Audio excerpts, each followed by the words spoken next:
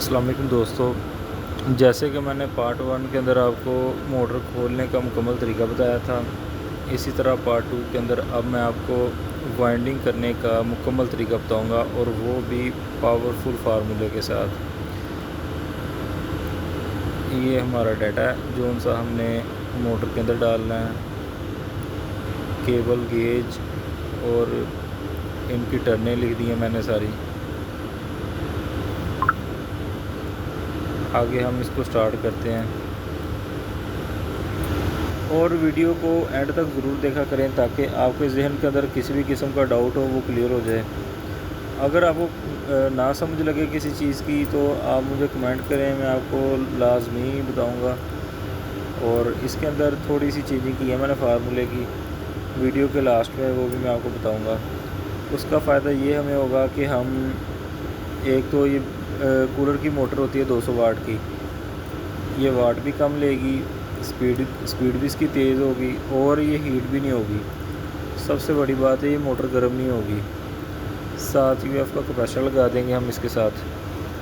ज़्यादा से ज़्यादा ये मोटर जो सी है ना हमारी, ये लेगी तकरीबन 150 140 वाट तक लेगी हाई स्पीड पे, और 100 वाट तक लेगी लो स्पीड पे।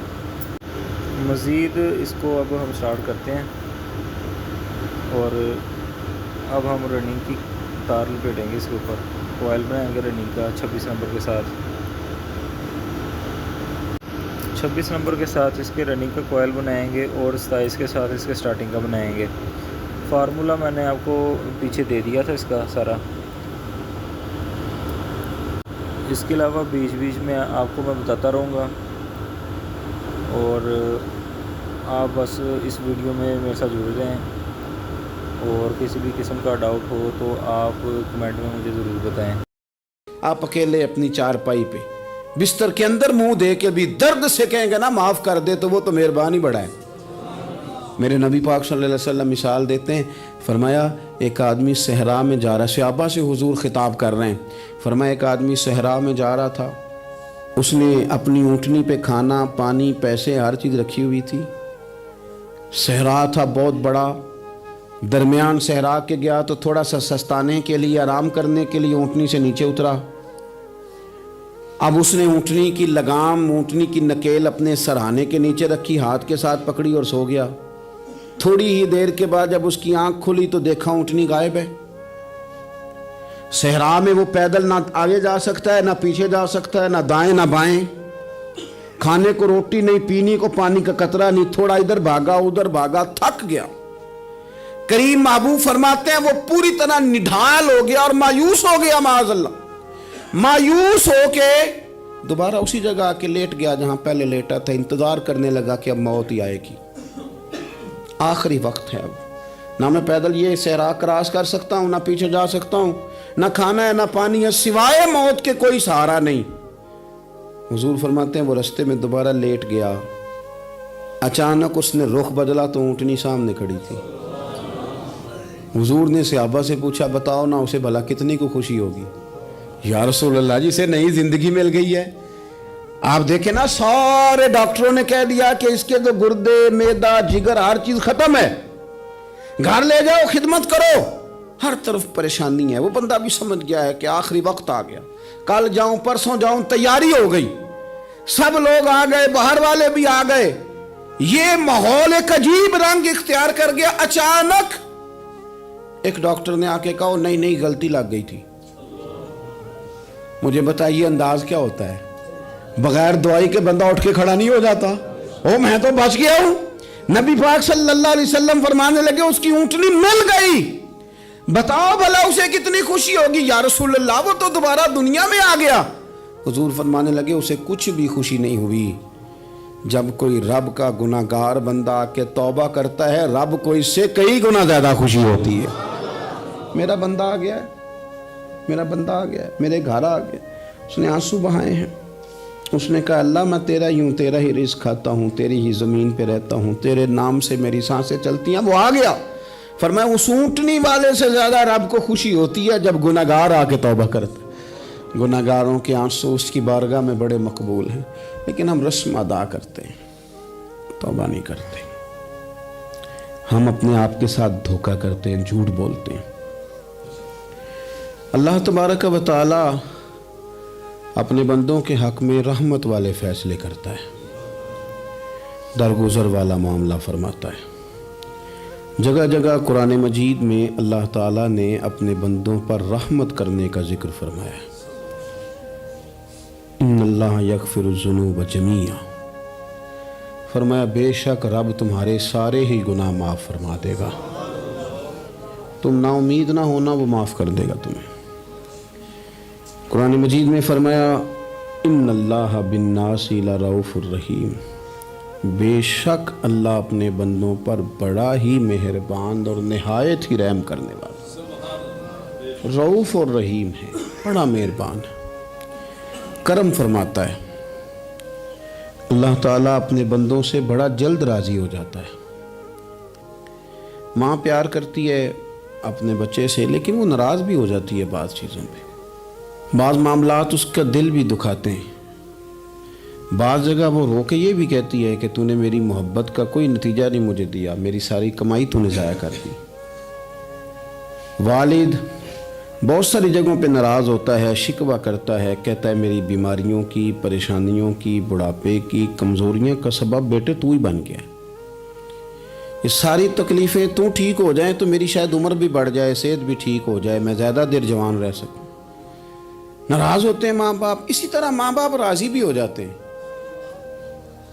وہ بڑی جلدی راضی ہو جاتے ہیں. میں اکثر کہتا ہوں کہ والد کو راضی کرنے میں 5-7 منٹ لگ جاتے ہیں, اماں تو 1.5-2 منٹ میں راضی ہو جاتی ہے.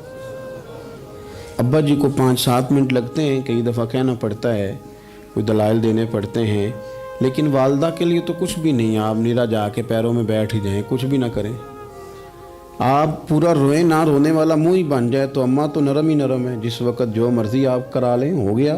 اللہ تبارک و تعالی بلا مثال و بلا تشبیہ سمجھانے کے لیے عرض کرتا ہوں, اللہ بھی بعض معاملات میں اپنے بندوں سے ناراض ہو جاتا ہے. وہ کہتا ہے میں تکبر کرنے والوں کو پسند نہیں کرتا. وہ کہتا ہے فسادی پسند نہیں ہے. وہ فرماتا ہے کہ راہوں میں کجی کرنے والے پسند نہیں ہیں. وہ فرماتا ہے کہ بدعہدیاں کرو گے تو میں صبح قیامت تم سے سوالات کروں گا. اللہ تبارک و تعالیٰ بہت ساری چیزوں کو ناپسند کرتا ہے, ناراض ہو جاتا ہے. بلکہ نبی پاک صلی اللہ تعالیٰ علیہ وسلم نے فرمایا تم بات کرتے کرتے کوئی ایسا جملہ بول دیتے ہو کہ رب اتنا ناراض ہوتا ہے کہ تمہیں پتہ بھی نہیں ہوتا, تمہارے لیے جہنم کا فیصلہ کر دیتا ہے. اس لیے پہلے تولو پھر بولو. خود اپنے لفظوں کی تو تم پہرے داری کرو نا کہ میں کیا کہہ رہا ہوں. اور حضور یہ بھی فرماتے ہیں کہ اس کا دوسرا پہلو بھی ہے. بعض اوقات تم بات کرتے ایسا جملہ کہتے ہو وہ اتنا راضی ہوتا ہے کہ تمہارے لیے جنت کا فیصلہ فرما دیتا ہے. ان کاموں کی طرف بڑے جن سے اللہ راضی ہوتا ہے. میرے نبی پاک صلی اللہ تعالی علیہ وآلہ وسلم نے ارشاد فرمایا, بعض احادیث میں لفظ یہ ہیں کہ اللہ اپنے بندوں کو دیکھ کے مسکراتا ہے جو اس کی شان کے لائق. جس ترتیب سے ہم مسکراتے ہیں, جس ترتیب سے ہم روتے ہیں, جس ترتیب سے ہم کسی بات کا اظہار تشکر کرتے ہیں, خدا ان باتوں سے پاک ہے. اب بہت ساری حدیثوں میں آیا کہ وہ مسکراتا ہے, تو کیا مطلب ہے مسکرانے کا؟ تو علماء تفسیر نے لکھا ہے مسکرانے کا مطلب یہ ہے کہ وہ بڑا ہی راضی ہوتا ہے اپنے بندے سے, بڑا راضی ہوتا ہے, یہ مطلب ہے. ایک تو مسکرانے کا مطلب یہ کہ وہ بڑا راضی ہو گیا, وہ مسکرا دیا اپنے بندے پہ. اور ایک اس کا معنی خود نبی پاک صلی اللہ تعالی علیہ وسلم نے بیان فرمایا. مسند امام احمد بن حنبل میں حدیث ہے, حضور سید عالم علیہ السلام سے صحابہ نے پوچھا یا رسول اللہ شہید تو بڑے لوگ ہوتے ہیں, شہیدوں میں افضل کون ہے؟ تو اللہ کے حبیب علیہ السلام فرمانے لگے وہ والا بندہ جو ڈٹ گیا تھا کافروں کے مقابلے میں, وہ ہلا نہیں, پوری طرح ڈٹ کے جو لڑا وہ شہداء میں افضل ہے. حضور فرماتے ہیں وہ جنت کے بالا خانوں میں سیر کرے گا اور رب اسے دیکھ کے مسکرائے گا. رب اسے دیکھ کے مسکرائے گا, اللہ تعالیٰ مسکراتا ہے اسے دیکھ کے. اور اگلے جملے میں حضور نے وضاحت کر دی, فرمایا جب رب دنیا میں کسی پر مسکراتا ہے نا تو اس کا معنی یہ ہے کہ قیامت میں پھر اللہ اسے حساب کوئی نہیں لے گا. जिस पर अल्लाह दुनिया में मुस्कुरा दिया उससे कोई हिसाब, तो वो काम ढूंढने चाहिए ना जिससे अल्लाह मुस्कुराए। छोटा बच्चा भी नाराज ना हो तो वो चीज़ें वो ढूंढता है कि इसको क्या पसंद है, चॉकलेट ले जाऊं, फलां चीज़ ले जाऊं, आइसक्रीम ले जाऊं। तो एक बच्चे के लिए, घर के लिए, सरबराह के लिए इतनी मेहनत करते हो, तो वो काम भी हमें ढूंढ ढूंढ के तलाश करने चाहिए ना जिससे रब राज़ी होता है, अल्लाह राज़ी होता है। बताऊं वो कौन कौन से काम है? नबी करीम सल्लल्लाहु ताला अलैहि वसल्लम ने इरशाद फरमाया, 3 लोग हैं जिन्हें देख के रब मुस्कुराता है। या रसूल अल्लाह सल्लल्लाहु अलैहि वसल्लम वो कौन कौन से? तो महबूब फरमाने लगे, एक वो बंदा सारी मखलूक सोई है, आधी रात है, रात का पिछला पहर है, उसने उठ के वुज़ू कर लिया, मुसल्ले पे खड़ा हो गया खुदा की याद में। फरमाया इसे देख के रब मुस्कुराता है जो उसकी शान के लायक है। मुस्कुराता है अल्लाह। ये तो सोने का टाइम था, ये तो गहरी नींद आने का वक्त था, रात का पिछला पहर। और सुनना मेरे भाई, मेरे नबी पाक सल्लल्लाहु ताला अलैहि वसल्लम फरमाते हैं, जब मुसलमान नमाज के लिए सफ़े बनाते हैं ना, तरतीब लग रही होती है, अब अल्लाह की बारगाह में खड़े होंगे, क़याम करेंगे, रुकू करेंगे, सुजूद करेंगे। फरमाया जब मोमिन सफ़े बनाते हैं तो रब देख के मुस्कुराता है, मुस्कुराता है। कमाल हो गए उरूज बंदगी का, जब बंदे को देख के रब मुस्कुराए। खुदा बंदे से खुद पूछे, बता तेरी रजा क्या है, मुस्कुराता है। और मेरे नबी पाक अलैहिस्सलाम फरमाते हैं, जब मुजाहिद जिहाद के लिए सफ़े सीधी करते हैं, आज तो ये रब के नाम पे मरने ही आ गए, ये सफ़ों में खड़े होंगे, तरतीब से लड़ेंगे, तरतीब से गला काटेंगे काफिरों का या शहादत लेंगे। फरमाया जब जिहाद के लोग सफ़े बनाते हैं तो रब उन्हें देख के मुस्कुराता है।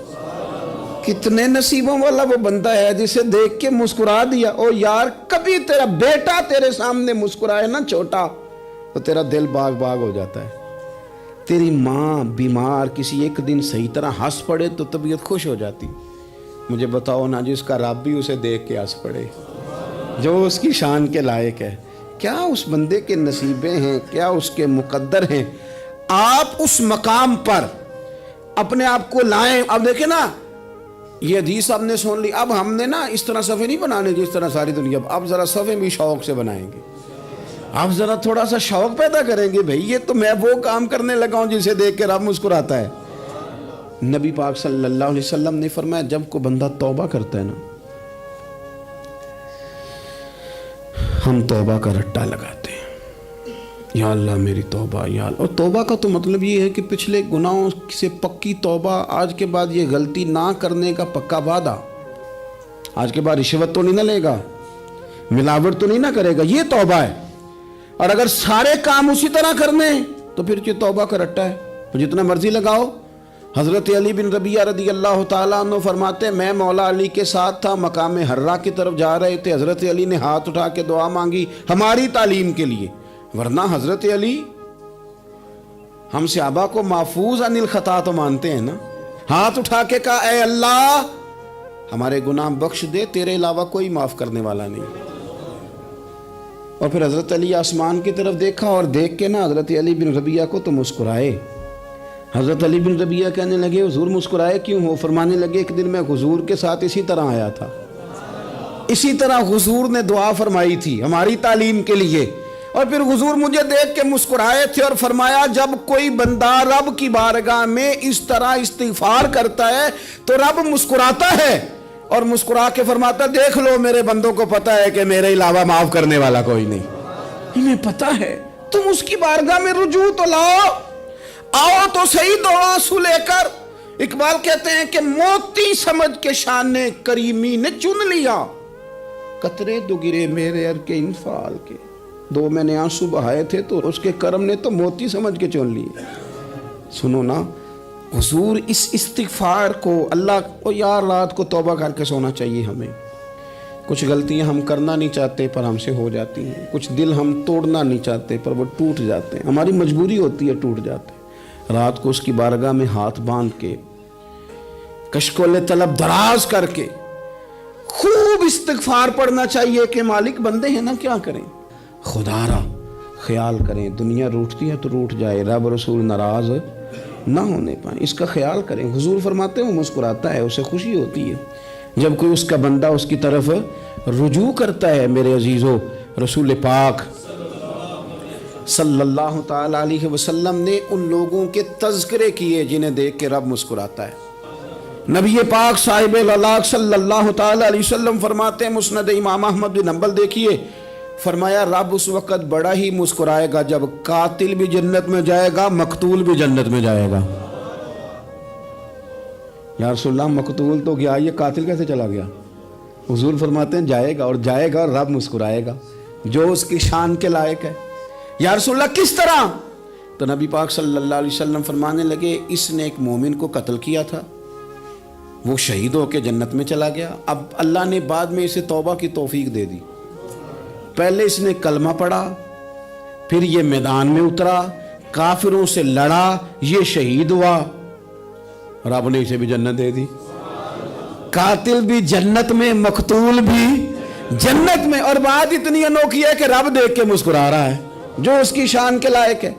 ہم جلدی میں ہیں، ہم انتظار نہیں کر رہے کہ شاید توبہ کر جائے، ہم انتظار نہیں کر رہے، لیکن میرے عزیز اتنی جلدی نہ کریں۔ سوچوں کا صاف ہونا، ذہنوں کا پاک ہونا، اور لوگوں کے بارے میں گمان کا اچھا ہونا۔ آپ کسی نفسیات کے ڈاکٹر کے پاس چلے جائیں، اسے کہیں ٹینشن بڑی ہے، میں ان کے مضامین پڑھتا رہتا ہوں، وہ سب سے پہلا سبق آپ کو یہ پڑھائیں گے کہ اچھا سوچا کریں۔ اچھا سوچنے سے بندہ تندرست رہتا ہے۔ کس سے بندہ تندرست رہتا ہے؟ ہیں جی، واقعی رسول کائنات سرور دو عالم صلی اللہ تعالی علیہ وسلم فرماتے ہیں کہ اللہ مسکراتا ہے۔ سنو، نبی پاک صلی اللہ علیہ وسلم کے پاس مہمان آ گیا، بخاری مسلم ہے، حضور نے ازواج مطہرات کے گھروں میں پیغام بھیجا، کچھ چیز ہے ضیافت کے لیے؟ یا رسول اللہ کچھ بھی نہیں، یہ دو جہاں کے شاہ ہیں اور پاس کچھ رکھتے نہیں، دو جہاں کی نعمتیں ہیں ان کے خالی ہاتھ میں۔ یا رسول اللہ کوئی چیز بھی نہیں۔ حضور نے صحابہ کے مجمع پہ نظر ڈالی، یا رسول اللہ صلی اللہ علیہ وسلم حکم ہو، تو حضور فرمانے لگے تم میں سے کوئی بندہ ہے جو اسے گھر لے جائے روٹی کھلائے؟ ایک صحابی اٹھے فوراً، حضور میں لے کے جاتا ہوں، کھانا کھلاتا ہوں۔ فرماتے ہیں میرے گھر میں صرف بچوں کا کھانا تھا، یہ نہیں کہ فریزر بھرا ہوا ہے نعمتوں سے، صرف بچوں کا کھانا، یہ نہیں کہ کسی کو دیکھ کے اپنی ہنڈیا پہ برتن دے لیا، صرف بچوں کا کھانا۔ کہتے ہیں گھر گیا، بیوی سے کہا کیا کیفیت ہے؟ کہنے لگی بچوں کی روٹی ہے۔ میں نے کہا بچے سلا دے، صبح ناشتہ کر لیں گے۔ تو کہنے لگی آپ کیا کھائیں گے؟ تو میں نے کہا نہ میں کھاؤں گا نہ تو کھائے گی، مہمان جو نبی پاک کا ہے۔ کہا اچھا، اب ذرا تجویز دیکھو میاں بیوی کی سوجھی آپس میں۔ کہتے ہیں کھانا لگا دینا، کیونکہ ایک آدھ بندے کا کھانا ہے۔ اپنی غربتوں کا ہر جگہ اظہار کرنا، رونا رونا، یہ دیکھو غربت کیسے چھپائی جا رہی۔ اس کو کہا نہیں کہ چل تو تھوڑا رحم کھا، تو آیا ہے تو تھوڑا رحم کھا، یہ نہیں کہا۔ کہا اٹھ کے نا تو کھانا رکھنا، اور اٹھ کے نا چراغ ٹھیک کرنے کے بہانے بجھا دینا۔ ہم دنیا والوں کے سامنے کیوں اپنے دکھ بیان کریں؟ ہم جو کہیں گے رب رسول کی بارگاہ میں کہیں گے۔ تو نا چراغ ٹھیک کرنے کے بہانے، اہلیہ اٹھی، کھانا دینے کے بعد چراغ ٹھیک کرنے کے بہانے بجھا دیا۔ خامد بھی ہاتھ چلاتے رہے، بیوی کبھی برتن رکھتی کبھی اٹھاتی، پتہ چلے کہ کھانا کھا رہے ہیں، کھانا کھایا جا رہا ہے۔ کہتے ہیں مہمان پیٹ بھر کے کھانا کھا گیا۔ یہ کام ہوا رات کے اندھیرے میں، اس وقت ہوا جب چراغ بھی بند تھا، اس وقت ہوا جب کوئی دیکھنے والا نہیں تھا، کسی پڑوسی کو بھی خبر نہیں تھی۔ فرماتے ہیں صبح کے اجالے میں اس مہمان کو لے کے مسجد نبوی میں نے قدم رکھا تو نبی کریم نے فرمایا رات جو تم نے کام کیا ہے نا، اسے دیکھ کے میرا رب بڑا مسکرایا ہے، اللہ بڑا مسکرایا ہے۔ اللہ تر دامنی پہ شیخ ہماری نہ جائیے، ہم دامن نہ چھوڑ دیں تو فرشتے وضو کریں۔ یہ شان ہے صحابہ کی۔ نبی کریم علیہ السلام نے فرمایا رب رات مسکرایا تیرا یہ انداز دیکھ کے، اور اس نے قرآن نازل کیا وَيُؤْثِرُونَ عَلَىٰ أَنفُسِهِمْ وَلَوْ كَانَ بِهِمْ خَصَاصَةٌ۔ کچھ لوگ وہ ہیں جنہیں بڑی بھی ضرورت ہو تو دوسروں پر اثار کر دیتے ہیں، قربانی دے دیتے ہیں۔ رب مسکرایا ہے۔ اب یہ سارے قوائل میں نے بنا لیے ہیں، اور ان کو کور کے اندر ڈالیں گے ہم چھوٹا کوائل جون سا ہوگا وہ ڈالیں گے 1.4 کی پچ میں، اور بھرے والا کوائل جون سا وہ ڈالیں گے ہم 1.6 کی پچ کے اندر۔ اور یہ ویڈیو تھوڑی سی زیادہ لمبی ہوگی ہماری، جس وجہ سے صرف میں کوائل بنانے تک ہی یہ ویڈیو بنا کے چھوڑ دوں گا۔ پھر نیکسٹ ویڈیو کے اندر میں آپ کو پوری پراپر موٹر میں کوائل ڈالنے کا طریقہ دکھاؤں گا، اور پھر موٹر کلوز کر کے اس کے امپیئر، سپیڈ، اور یہ بھی دکھاؤں گا کہ موٹر کا ٹارک کتنا ہے اور کتنی بجلی کی کنزپشن کر رہی ہے موٹر ہماری۔ میری کوشش ہوتی ہے کہ میں فارمولا اس طریقے سے ترتیب دوں کہ ہماری بجلی بھی کم استعمال ہو، سپیڈ بھی ٹھیک ہو، اور ٹارک بھی پورا ہو۔ اور اسی طرح اگر آپ کو میری ویڈیو کے اندر کسی چیز کی سمجھ نہیں لگی، کوئی ڈاؤٹ ہے، تو آپ میرے سے پوچھ سکتے ہیں، میں آپ کو بالکل ڈیٹیل کے ساتھ بتاؤں گا، کیونکہ آپ کو مکمل گائیڈ کرنے کے لیے ہی میں نے یہ ویڈیو بنائی ہے۔ ٹائم تھوڑا ہونے کی وجہ سے، ویڈیو لمبی بننے کی وجہ سے یہ پھر ویڈیو ہماری یہاں تک ہی رہے گی۔ نیکسٹ پارٹ کے لیے، پارٹ 3 کے لیے آپ چینل کو سبسکرائب کر لیں، اور اپنی دعاؤں میں یاد رکھیے گا۔ اللہ حافظ۔